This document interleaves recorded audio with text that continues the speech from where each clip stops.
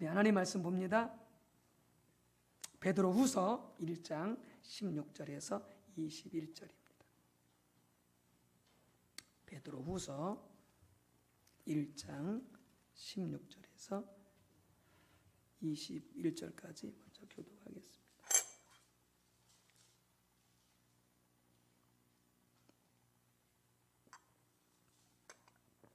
베드로후서 1장 16절에서 21절까지 교독하겠습니다. 384쪽입니다. 베드로후서 1장 16절에서 21절 교독합니다. 우리 주 예수 그리스도의 능력과 강림하심을 너희에게 알게 하는 것이 교묘히 만든 이야기를 따른 것이 아니요 우리는 그의 크신 위엄을 친히 본 자라.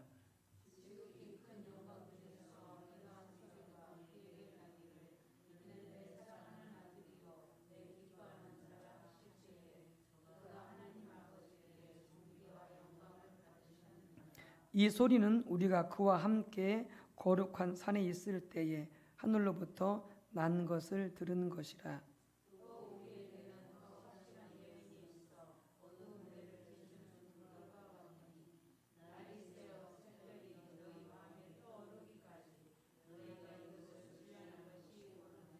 먼저 알 것은 성경의 모든 예언은 사사로이 풀 것이 아니니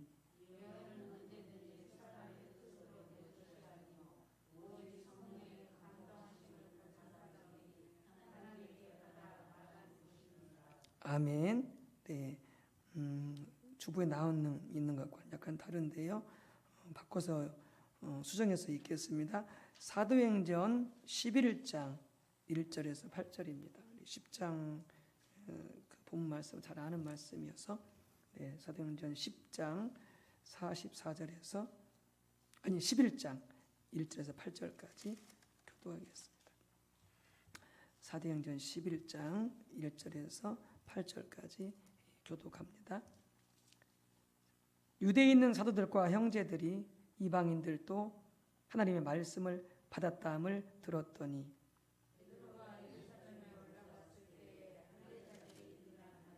이르되 내가 무할레자의 집에 들어가 함께 먹었다 하니 이르되 내가 요빠 시에서 기도할 때에 황홀한 중에 환상을 보니 큰 보자기 같은 그릇이 내 귀에 매어 하늘로부터 내리어 내 앞에까지 드리워지거늘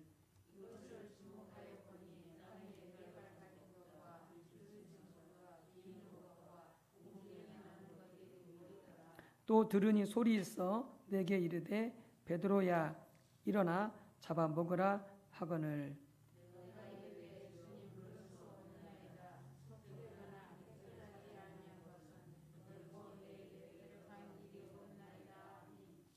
아멘. 자, 말씀과 경험 이제 오늘 이 세 번째 시간으로 이제 마지막 시간이 되겠습니다. 실은 이 수요일마다 우리가 지금 십자가 복음을 나누는데 실은 이 하나하나 나누는 말씀이 너무나 중요한 말씀들입니다. 이 십자가 복음은 영어로도 번역이 되어서 뭐 영어, 스페인어, 러시아어, 뭐 일본어, 중국어 그래서 해외 많이 이렇게 번역되어져서 해외 교회에서도 정말 이 말씀을 통해서 많이 배우고 또 공부하고 또 실천하고 이런 가운데 있고요. 또 우리 교계 안에서도 큰 선교 단체, 뭐 KWMA라든지 이런 선교 단체에서도 교제가 정말로 잘 됐다. 정말 신앙에 대해서 너무나 잘 정리가 됐다고 그러면서 이 책을 본 많은 주제들마다 정말 칭찬하고 또 이 말씀을 반드시 배워야 될 것을 그렇게 강조하고 있는데요. 우리 성도님들도 정말 이 복음을 열심히 듣고 배워서 이렇게 우리 신앙이 세워질 수 있으면 참 좋겠습니다. 자, 말씀과 경험인데요. 우리가 계속 말씀을 나누면서 앞에 배웠던 부분들 잠깐 요약하고요. 우리가 하나님을 안다고 그랬을 때에 경험하여 안다고 그랬을 때, 하나님을 안다고 그랬을 때에 네 가지 출처가 있다고 그랬죠. 가장 중요한 게 성경을 통해서 우리는 하나님을 알아야 되고요. 두 번째는 전통을 통해서 하나님을 알아야 되고, 전통이라고 하는 것은 어떤 교회 중요한 회의를 통해서 어떤 정해진 어떤 신학이나 교리 이런 것들, 그래서 우리가 전통을 통해서, 그래서 삼일체 같은 경우에도 이제 교회 전통을 통해서 회의를 통해서 그게 결정은 되었죠. 성경 안에 삼위일체라고 하는 용어는 없습니다. 성부, 성자, 성령 삼위의 하나님이 한 분으로 계신다라고 하는 이런 이 삼일체, 삼위일체 하나님이라는 용어는 없어요. 근데 성경을 보니까 하나님은 그렇게 존재하시는 것이죠. 삼위의 육격의 하나님이시지만 한 분으로 계시는. 그래서 유대인들은요 이 삼일체를 안 믿습니다. 그건 예수님을 인정하지 않거든요. 유대인들은 오직 그들은 그냥 구약의 하나님만, 한 분 하나님만 그건 인정해요. 삼일체 하나님 인정하지 않습니다. 유대인들은.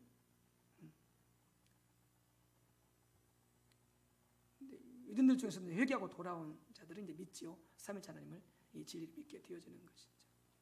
그런 것들 전통을 통해서 이렇게 하나님을 바로 알게 되어졌던 것이고, 세 번째는 뭐다? 그 다음에 이성이다라고 하는 거죠. 하나님 우리에게 합리적인 사고를 주셨던 거죠. 그러니까 우리의 신앙은 성경을 전제로 한, 하나님을 전제로 한 합리적인 사고를 하게 되어지는 신앙이다. 당연하죠. 하나님의 말씀이 진리고 그분이 진리인데 엉뚱한 궤변이 아닌 거죠. 하나님 말씀은. 그리고 마지막이 뭐냐? 하나님을 관해서 알 수 있는, 하나님을 알 수 있는 마지막이 체험이다라고 그랬죠. 체험이다. 그러면서 우리가 이 체험이 중요한데, 그래서 경험이 중요한데 하나님을 아는 데 있어서, 그런데 우리가 주의할 것은 한편에서는 너무나 어떤 이성을 강조하다 보니까 어떤 주지주의, 어떤 이 지식적인 이런 면만을 강조하는 신앙이 되다 보니까 이런 감정이나 체험을 무시하는 경우들이 있거든요. 이건 잘못된 거죠. 잘못된 거죠. 또 반대로 어떤 말씀이나 함정인 사고는 무시하고 자기가 체험한 것만 중요하고 그것만 옳다고 주장하는 이렇게 잘못되는 신앙의 경향성도 있거든요. 이것도 잘못된 거예요. 신앙이 잘못될 수밖에 없어요. 그래서 우리는 철저히 이 말씀과 경험이 함께 가야 되고, 우리의 경험은, 신앙적인 체험들은 반드시 말씀을 통해서 검증되어져야 된다라고 하는 것이죠.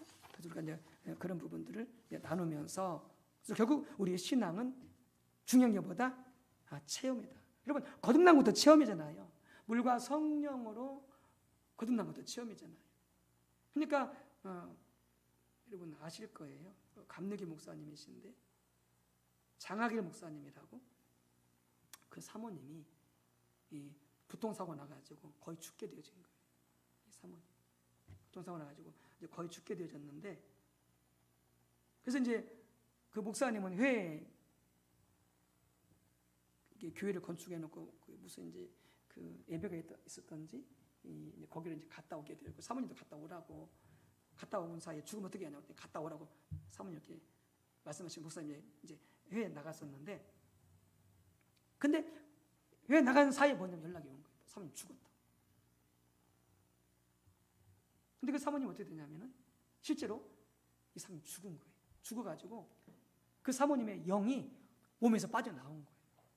빠져나와가지고 이제 보니까 거기에 막 장로님들도 있고 막 권사님들 있고 막 그래가지고 자기 빠져나온 그 영이 그 장로님들한테 나 죽지 않았다고, 나 살아있다고 아무리 말을 해도, 나 여기 있다고 아무리 말해도 알아듣지를 못하더라는 거예요. 이게 영계하고 육체가 안 통할 수가 없는 거예요. 그럼 이 사모님이 이제 어디를 갔냐? 주님이 이끄신 대로 이게 지옥을 간 거예요. 지옥에 가서 봤더니 자기 권사님이 거기 와 있더라고요. 자기 권사님. 깜짝 놀래가지고, 아니 왜 우리 권사님이 저기 왔습니까? 라고 물었더니 그러시더래요. 주님 이제 천사가 그랬는지 그러더래요. 저 권사는 교회는 다녔는데 저는 성령으로 거듭나지 않았다 그러더라고요. 그러니까 이론적으로 믿은 거죠. 그리고 이론적으로 세례도 받은 거죠. 근데 진짜 성령을 통해서 예수를 못 만난 거예요. 지옥에 와 있더래요. 그리고 그 사모님 너무나 마음이 아프다. 그러니까 이 사모님이 이제 돌아와서 이렇게 깨어난 거예요. 깨어나가지고 돌아와가지고 이제 목사님이 이제 막 그래서 이제 막 이렇게 이제 와가지고 만나게 됐는 사모님거든. 목사님한테 목회 똑바로 하시라고요. 목사님한테 목회 똑바로 하시라고요. 그러더래요. 우리 목회자들이 목회를 똑바로 해야 되겠죠. 성도님 지옥 가면 안 되죠. 근데 또한 우리 성도님도 신앙생활 어떻게 해야 되겠어요? 똑바로 해야 되겠죠. 똑바로 해야 되겠죠. 아니 평생 동안 교회 다니고 헌신하고 신앙생활 했다가 지옥 가면 안 되잖아요. 그것 좀 억울한 게 어디가 있어요. 신앙은 뭐다? 체험이에요. 체험이 없는 신앙 결국 뭐예요? 죽은 신앙. 그러니까 하나님을 안다 그랬을 때도 뭐예요? 물론 지적으로 아는 것도 있지만 경험적으로 아는 거잖아요. 체험적으로 아는 거잖아요. 그러니까 신앙생활에서 체험이 빠져버리면 뭐예요? 그건 가짜인 거죠. 체험이 정말로 중요해요. 근데 문제는 뭐냐? 이 체험을 말씀보다 더 강조할 때 그게 뭐가 되는 거예요? 그게 신비주의가 되는 거죠. 그때 이제 문제가 되는 거예요. 그래서 그게 뭐가 나오는 거예요? 그래서 이단이 나오는 거예요. 자기가 하나님이 되어버리고 성경보다 앞서가 버리니까 체험. 그래서 우리가 지난 시간 봤던 것이 뭐였어요? 심지어는 예수님조차도 자신이 부활하셨는데 엠마오 도상에 두 제자와 함께 가는데 나타나셔가지고 예수님께서 부활하신 예수님이잖아요. 어떤 그런 자신의 경험과 그 실제로 그들에게 보여주고 증거한 것이 아니라 뭘 통해서 증거하셨어요? 말씀을 통해서 증거했잖아요. 구약에서부터 쭉 시작해가지고 메시아가 이 땅에 오셔서 고난받고 죽으시고 부활하실 것을 말씀을 통해서 그들에게 다 증거했잖아요. 그때 그들이 어떻게 했다고요? 가슴이 뜨거워졌다. 성령 역사하니까 말씀이 증거될 때 그들이 나중에 이제 식사할 때 그분이 예수님을 그들이 이제 깨닫게 되어진 거죠.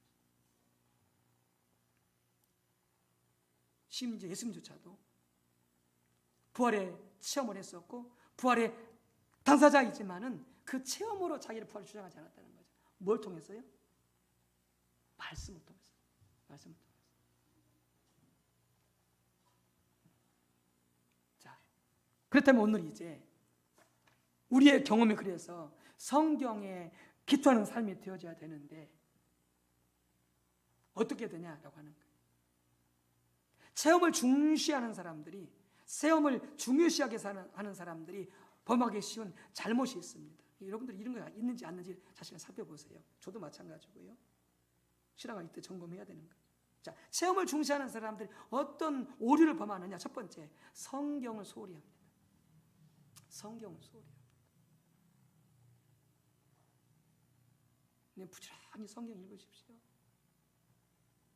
묵상하시고 또 연구하시고 배우시고. 체험을 중시하는 사람들은 뭐예요? 그 체험만을, 자기 체험만을 최고로 여기고 어떻게 해요? 성경을 소홀히 하고요.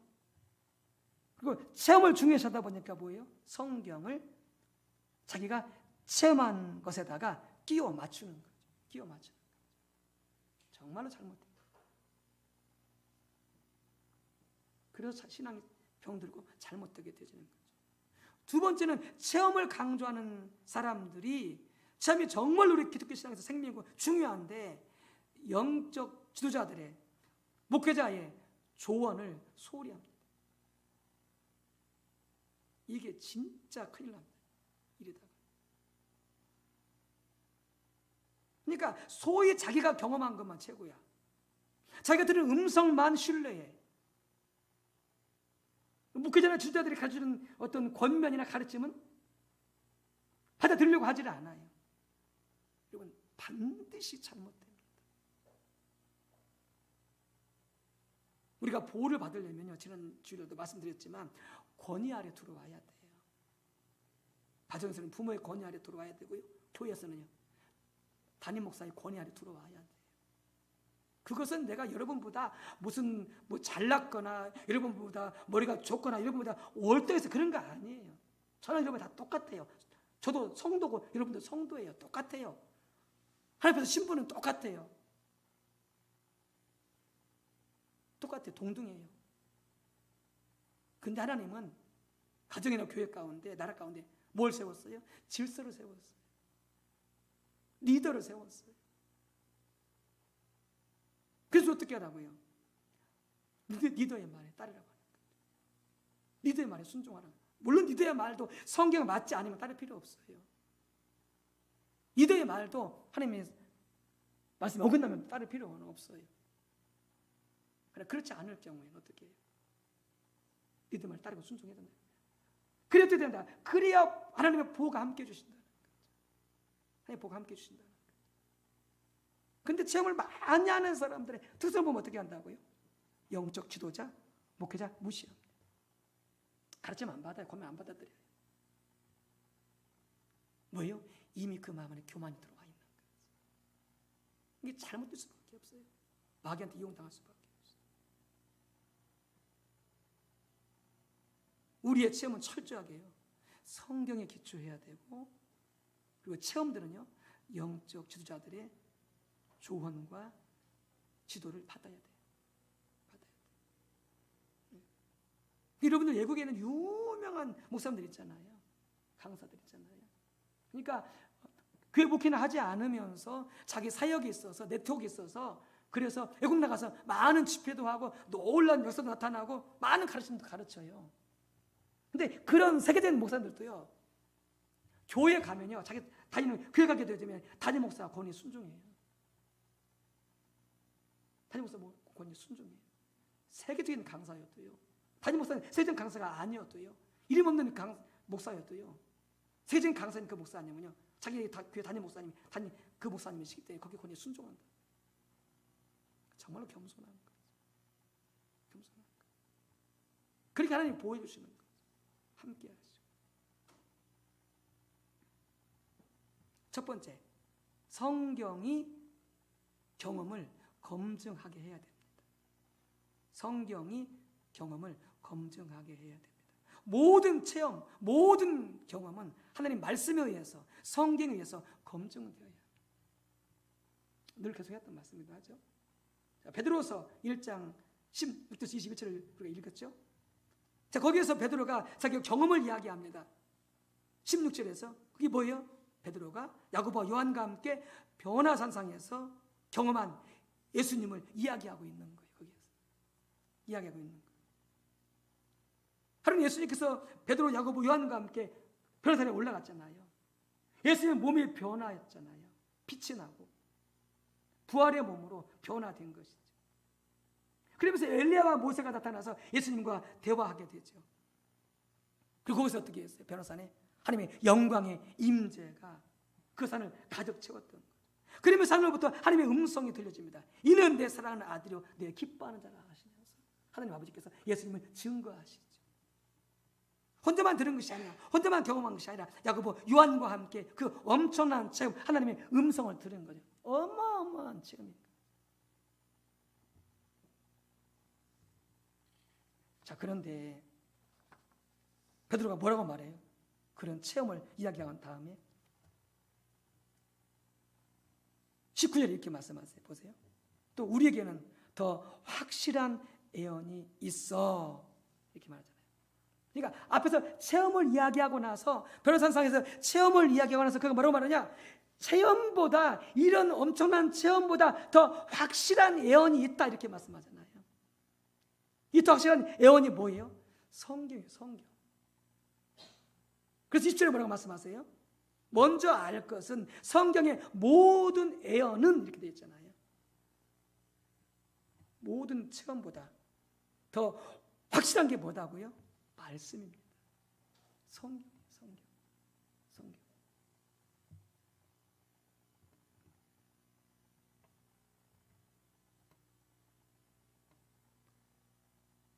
우리 모든 사람들이 어떤 영적인 체험을 했더라도 이 베드로가 체험한 이 체험에 비하면 아무것도 아닐 것입니다. 엄청난 체험을 한 거죠. 영적 체험을 한 거죠. 자, 그런데 베드로는 그런 체험보다 뭘 강조하고 있다고요? 더 확실한 예언을 강조하고 있다고요.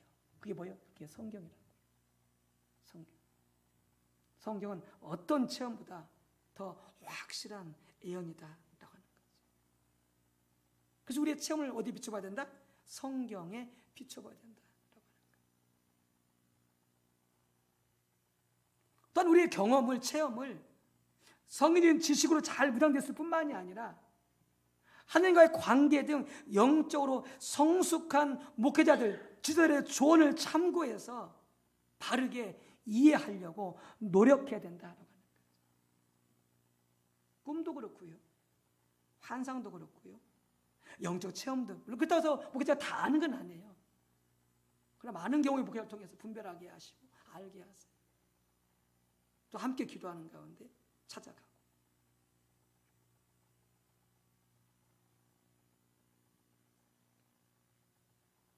우리가 경험한 것이 실제로 하나님께로부터 온 것이라 할지라도 그것을 이해하고 받아들일 때는 어떻게 하느냐?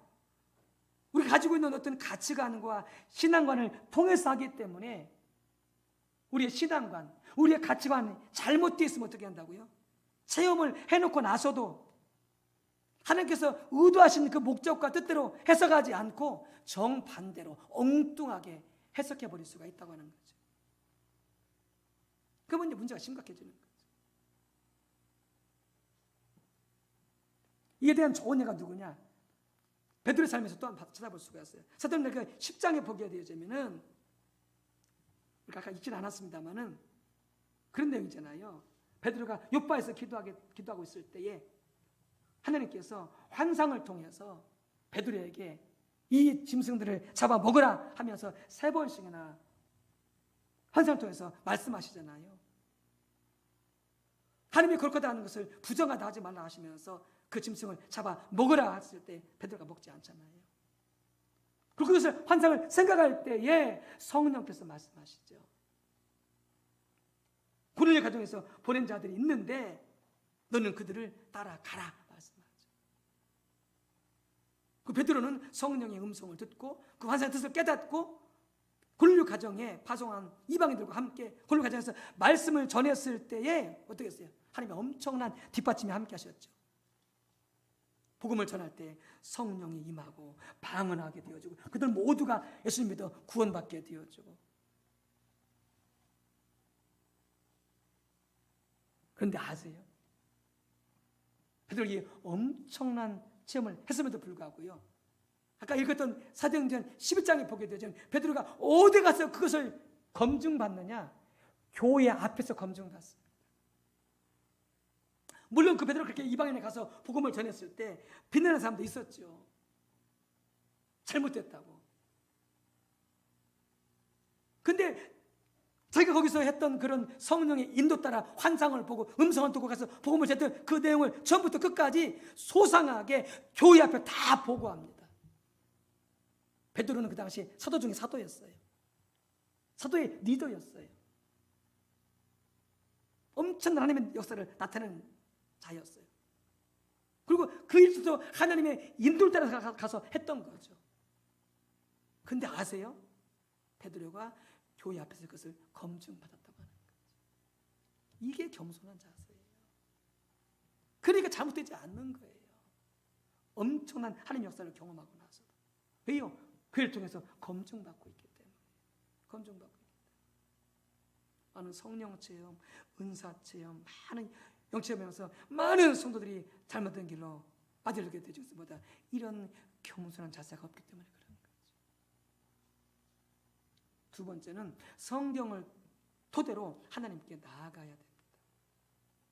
근데 모세처럼 다윗처럼 바울처럼 끊임없이 오직 하나님 알기만을 구하여서 예배와 기도와 말씀을 통해서 우리는 끊임없이 하나님 알기를 전심으로 추구해 가야 되는 것이죠. 그렇게 나아가면서 어떻게 한다고요?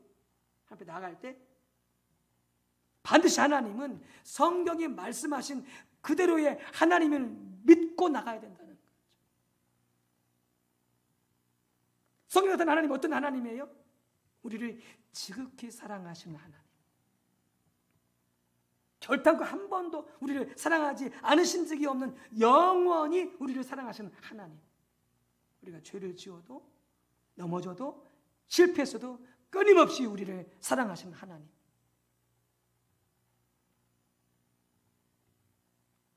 그분은 교회에 대해서 우리를 향해서 넘치는 열정을 가지고 계시고, 그 하나님 우리 누구시다고요? 그 하나님이 우리의 아빠시고 아버지시다라는 거죠. 그게 어떻게 알아? 아빠를 신뢰하라는 거예요.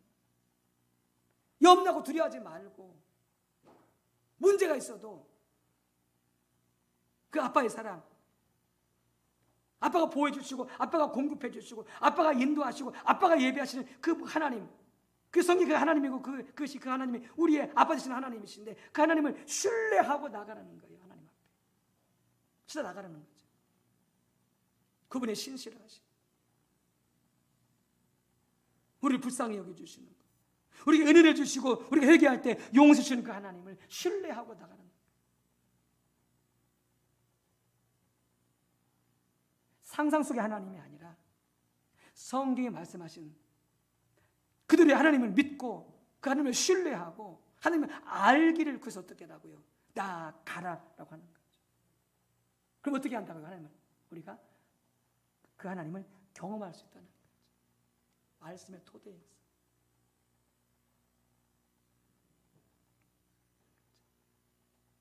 그게 하나님을 만날 수 있는, 경험할 수 있는 가장 확실한 길이다라고 하는 거죠.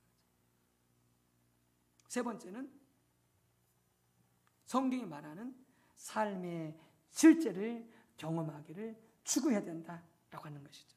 아까 제가 서두에 기도했던 것처럼 우리 신앙은 뭐라고요? 실제고, 그 실제는 뭐라고요? 하나님을 아는 것이 우리의 신앙이다라고 했잖아요. 우리가 수도 없이 들었기 때문에 우리 성도는 다 알 거예요.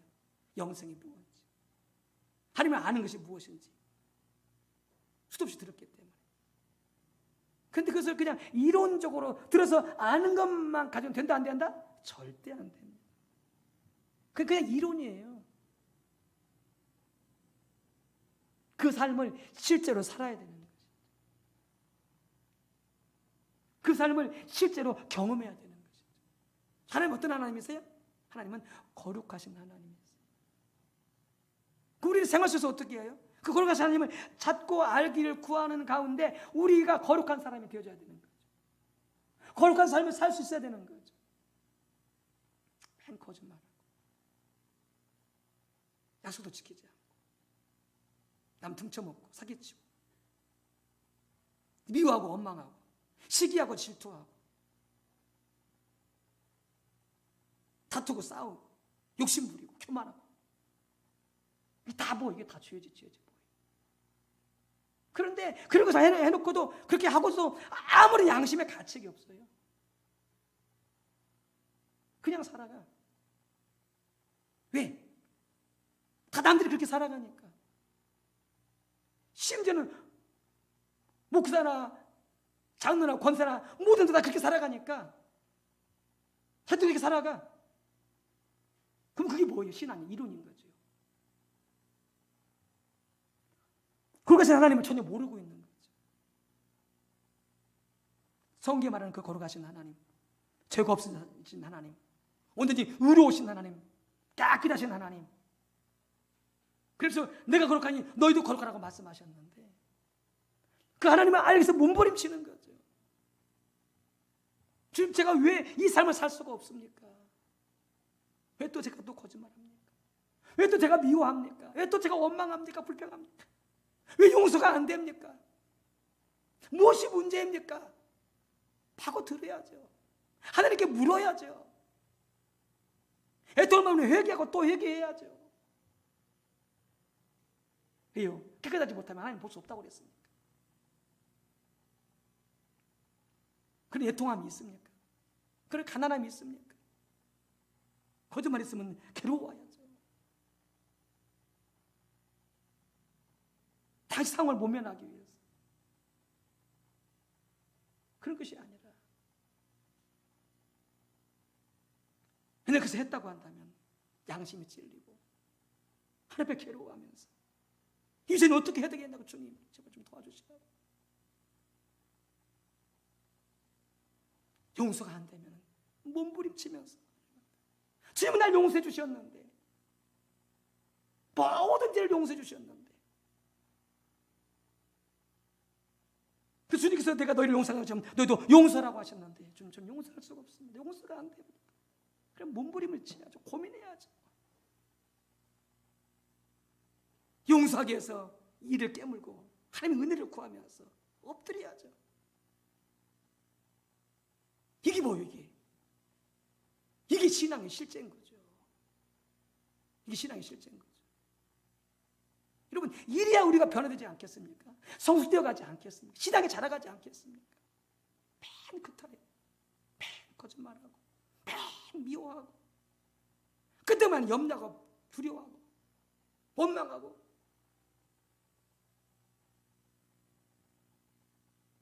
우리의 신앙은 여러분 실제가 되어져요. 어쩌면 우리는 지식적인 면에서는 지금 대학원생 박사일 거예요. 신앙 이론적인 면을 설명하는 것에 있어요. 근데 실제 삶을 사는 수준에 있어서는 우리는 유치원생한테 못 미칠 거예요. 왜요? 우리의 신앙이 실제를 추구하지 않기 때문에 그렇게 되어지는 것이죠. 여러분, 그래서 우리의 신앙이 정말로 말씀에 근거한, 토대로 한 그런 신앙이 되어지기 위해서는 이렇게 성경이 말하는 하나님, 성경이 말하는 신앙의 실제, 이걸 추구해 갈 때에 우리의 신앙이 잘못되지 않는 것. 정말 말씀을 토대해서 건강하게 잘 세워져 갈 수 있는 것이죠. 그리고 우리의 성품과 인격이 변화되어져 가고 주님을 닮아가는 그런 역사가 나타나게 되어지는 거예요. 여러분, 그래야 가정이든지 직장이든지 사회 나가든지, 야, 저 사람은 예수 믿는 사람 같다, 정말 저 사람에게서 예수가 보인다, 그러지 않겠어요? 그래야 그들이 주님을 믿고자 하는 그 마음이 생기지 않겠어요? 저희들과 똑같아. 거짓말했었고, 싸웠었고, 그냥 막 미워했었고, 시기하고 질투했었고, 욕심부렸었고, 그럼 그들이 예수 믿고자 하는 마음이 생기겠냐고요? 엄청나게 기독교를 욕하고 하나님을 욕하고 예수님을 욕하게 되어지죠. 전도의 말 막는 거죠. 여러분, 우리의 신앙이 철저하게 말씀을 토대로 그렇게 하나님을 추구해가고 참된 신앙을 추구해가는 우리 모든 성도들 다 되시기를 주님으로 축복합니다. 그래서 참된 신앙, 참된 교회, 하나님의 영광을 바로 나타내는 교회, 그런 교회로 세워져야 될 줄로 믿습니다.